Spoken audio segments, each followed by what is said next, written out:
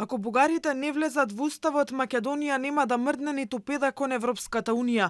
Бугарија нема да прави отстапки ако Македонија не го отвори уставот. Официјална Софија цврсто била благодарна за храброста што заедницата ја бранела бугарската самосвест. Во ненајавената посета Јотова синоќа ги собра македонските бугари во амбасадата во Скопје.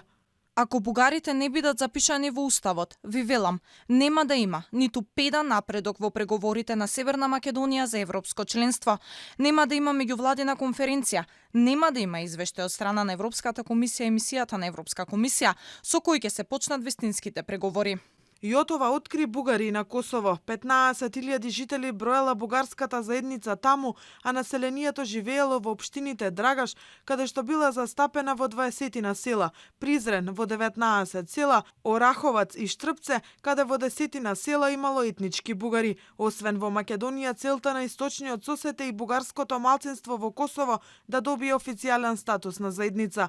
Затоа поднели и петиција во Косовскиот парламент со 466 подписи, а председателката Вјоса Османи им дала ветување на бугарските власти дека процедурите биле во тек. Во незиното лице гледам гарант дека овој пат нема да се изгубат подписите и ќе поминат низ парламентот, откако таа ме увери дека разговарала со Комисијата за етнички прашања на парламентот на Косово и со премиерот. Бугарија обезбедувала можности за високо образование за младите бугари од Република Косово, а се држеле и курсеви по бугарски јазик.